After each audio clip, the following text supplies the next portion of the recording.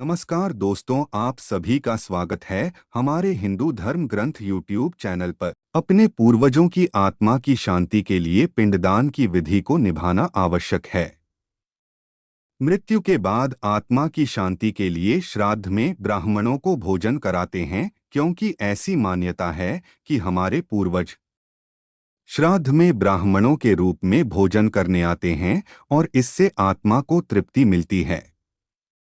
प्रभु श्री राम के अपने भाई लक्ष्मण और पत्नी सीता के साथ वनवास जाने की बात हम सभी जानते हैं। इस बात से अयोध्या के सभी निवासी दुखी थे।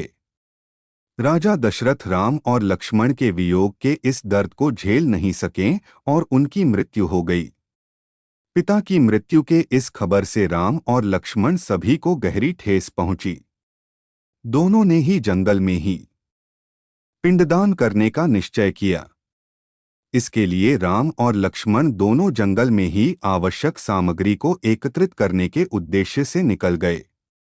इधर पिंडदान का समय निकलता ही जा रहा था। समय के महत्व को समझते हुए माता सीता ने अपने पिता समान ससुर दशरथ का पिंडदान उसी समय राम और लक्ष्मण की उपस्थिति के बिना किया। माता सीता ने पूरी विधि विधान का पालन कर इसे संपन्न किया। कुछ समय बाद जब राम और लक्ष्मण लौटकर आए तो माता सीता ने उन्हें पूरी बात बताई और यह भी कहा कि उस वक्त पंडित गाय कौवा और फल्गु नदी वहां उपस्थित थे। साक्षी के तौर पर इन चारों से सच्चाई का पता लगा सकते हैं। श्री राम ने इस बात की पुष्टि करने के लिए चारों से पूछा तो इन चारों ने ही यह कहते हुए झूठ बोल दिया कि ऐसा कुछ हुआ ही नहीं। इस बात से दोनों भाई सीता से नाराज हो गए। राम और लक्ष्मण को लगा कि सीता झूठ बोल रही हैं। इनकी झूठी बातों को सुनकर सीता माता क्रोधित हो गईं और उन्हें झूठ बोलने की सजा देते हुए आजीवन श्रापित कर दिया। सारे पंडित समाज को श्राप मिला कि पंडित को कितना भी मिलेगा लेकिन उसकी दरिद्रता हमेशा बनी रहेगी।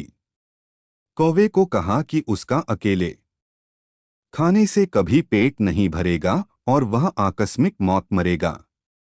फल्गु नदी के लिए श्राप था कि पानी गिरने के बावजूद नदी ऊपर से हमेशा सूखी ही रहेगी और नदी के ऊपर पानी का बहाव कभी नहीं होगा। गाय को श्राप दिया गया कि हर घर में पूजा होने के बाद भी गाय को हमेशा लोगों का जूठन खाना पड़ेगा। रामायण में इस कहानी का जिक्र भी किया गया है। आप आज के समय में भी इन चारों पर सीता माता के श्राप के प्रभाव को देख सकते हैं। ये सारी बातें आज भी सच होते नजर आती हैं।